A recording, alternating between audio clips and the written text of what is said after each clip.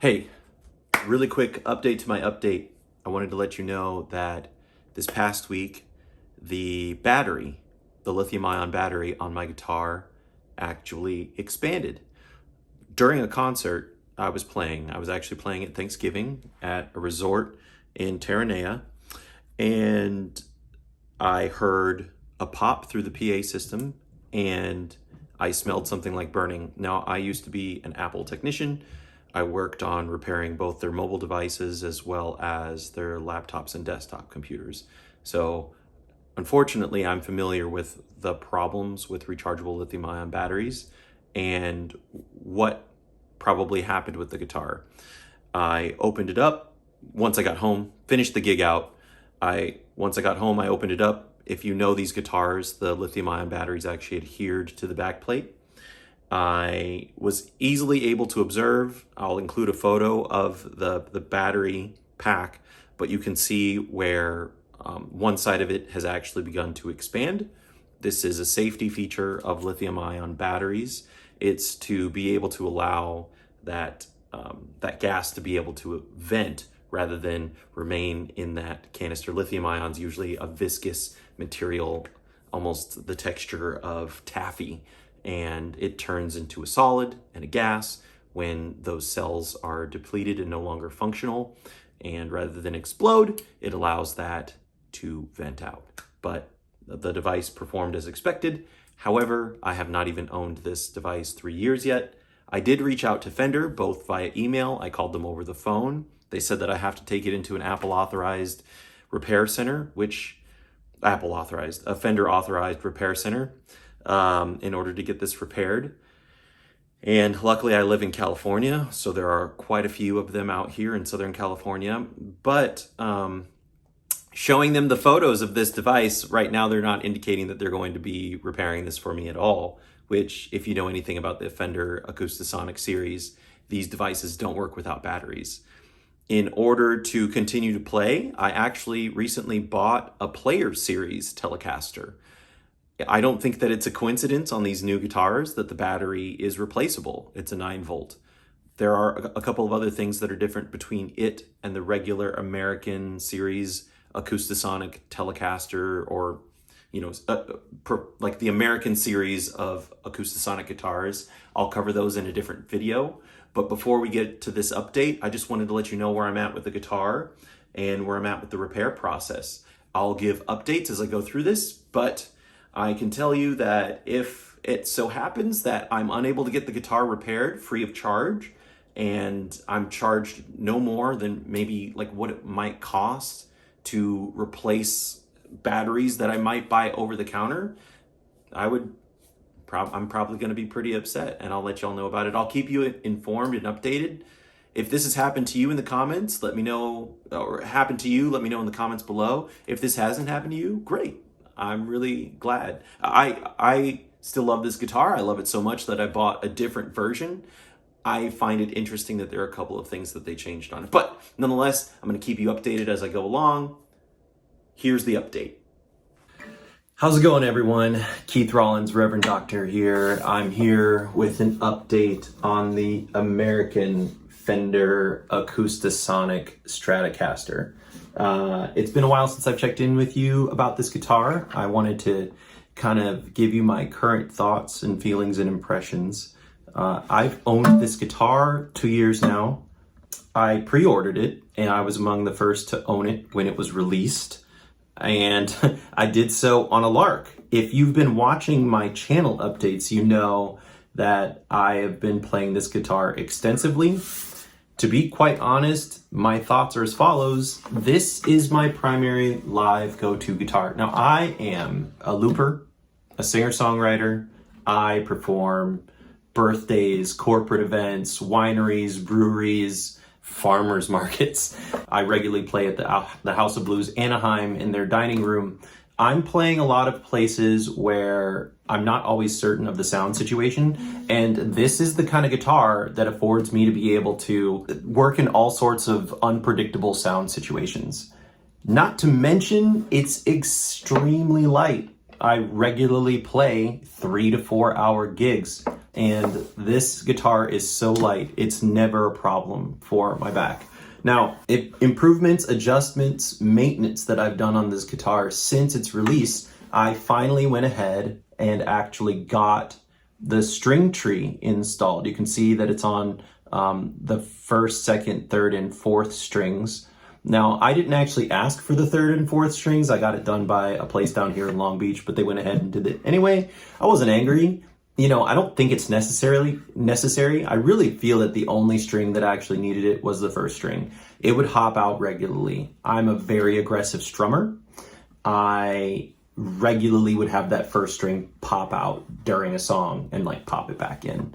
The great thing about this guitar is that it just affords so many sounds.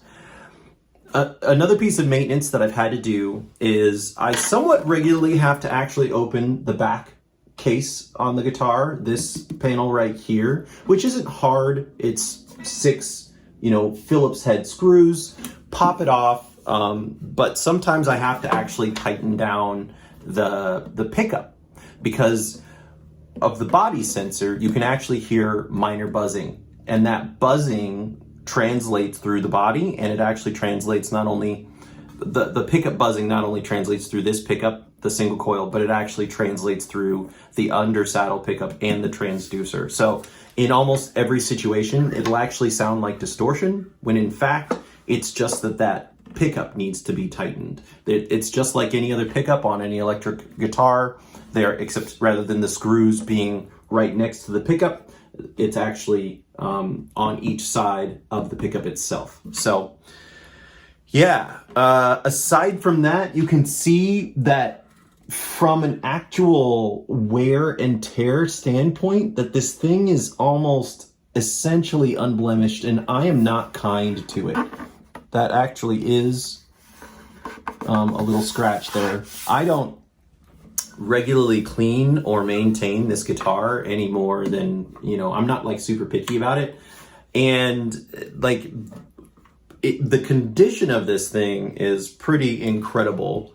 Like, I would say that the headstock is among the most abused parts of the guitar. You can kind of see it's out of focus there. I'll try to get some better angles on it in some close-up shots. But the thing is that this guitar is a workhorse.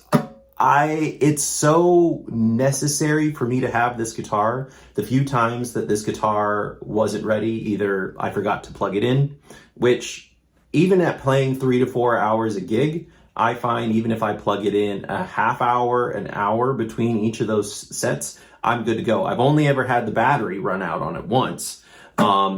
And I actually ended up just using a backup guitar because I didn't have a cable long enough with me in order to get this working. But the other time, I actually just forgot it.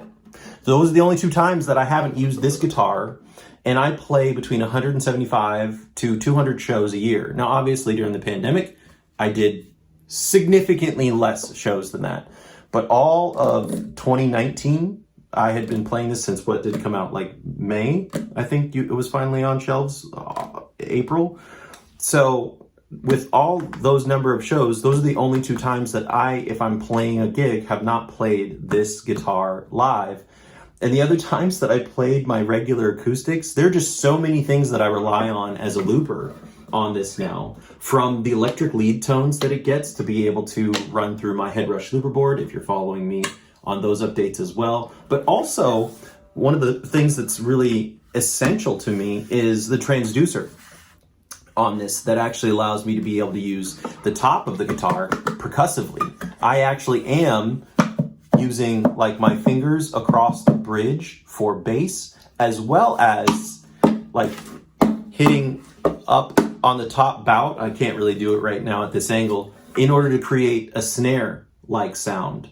The other thing that I'll do is I'll also sometimes create a snare through, flicking the strings or picking them in order to create more percussion. But there's times, you've probably seen the live looping videos of me. I carry around Roland drum pad with me, and that Roland drum pad allows me to be able to, add some some drum samples to my live performance. Now, if I'm someplace small enough where I don't actually have that real estate, I just played a wedding in Las Vegas. They crammed me in a corner. I'm 6'3". They crammed me in a corner, and I had barely any foot space in order to be able to play. Now, the way that I got around that was that I just didn't worry about it. I used my S1 Pro, the Bose stand, and I had that up there. It's nice, it's small, it's compact, it's battery powered. I moved that around to several different locations at the wedding, and I had my Acoustasonic, and that was it. You know, obviously a microphone in order to be able to go through the headrush looper board as well. But aside from that, there wasn't any more of a print that I needed, because I was able to do all of the percussive elements through the actual body of the guitar. I don't know how many people out there are actually using that particular feature, but for me, it's really handy. The other thing that's really handy is that I regularly use the different acoustic tones on the guitar. One of the tones that I use, well, two of the tones that I use a lot in the B position is that I use not only the 5 position, but also the 4 position. And those are smaller body guitars. And when you're doing looping or in a band setting, honestly, tightening up that low end, tightening up that bass, and being able to project that will, I have found, make it a lot easier to do looping without like the sounds that I've already looped coming through and bleeding through the mic. But also just in general, it overall results in a tighter, poppier, and more enjoyable sound for me. You know, the audience is a completely different perspective. But, you know, if you're thinking about getting a guitar in this series, I cannot recommend them highly enough. Now, I have not played the Stratocaster version. I have not played the Jaguar version. I think that if I buy a backup guitar, which there's really no reason that it's dumb that I haven't bought another one of these guitars, because this is so essential to me. The one that I'll probably end up getting is the Stratocaster, because it looks to me like the Jaguar isn't quite, like, it doesn't have the tones. I think I would probably honestly prefer another Telecaster version, just with the sounds and things like that it has. But for a backup guitar, I want to be able to explore some of the other tones that that Fender has put inside it, and I would love to do that with the Stratocaster. It's very possible that I'll purchase a Stratocaster Acoustasonic and then sell it for another Telecaster version, because honestly, the Telecaster version has been a huge boon in my live show and my live set. But otherwise, that's my update. It's really quick. I haven't modified anything else on this guitar except those things. Ooh, one more thing. I guess when I break a string down near the bridge, sometimes the strings are so tight, they're just really hard to get out. Sometimes it's taken me quite a bit of work. And that's never been the case with any of my other acoustic guitars. So, and I don't use anything but the, what I think they were supposed to come with, 11s. So I use 11 gauge strings on this in order to be able to use it. Aside from that, you can see that, you know, the guitar is in fairly good condition. You know, there is some bowing here, but you know, that's going to happen with just like the weather changes and things like that. But you can tell it's well braced, how solid that is under it. Through the reflection. The fingerboard is still fantastic. I have to say, one more thing is that with all of my guitars, this has the most comfortable neck on it. It really does. It is always slick. It is always fast. I sweat like an animal. It's really gross. I'm not gonna lie. It's really disgusting. But this thing is just so spectacular for me. Being able to play it, the feel on the neck, it never fights me to play it. It's always like, yes, please play me. There is a small break-in period with a new set of strings. I probably need to go in and get it, like the neck adjusted. I haven't done that. That's another thing. I've not had this guitar set up or adjusted at all since purchasing it. If that's not,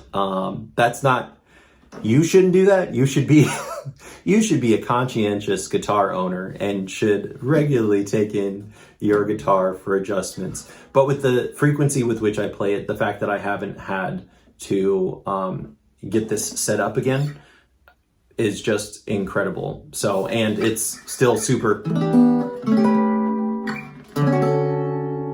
in tune. Like that's the 12th fret.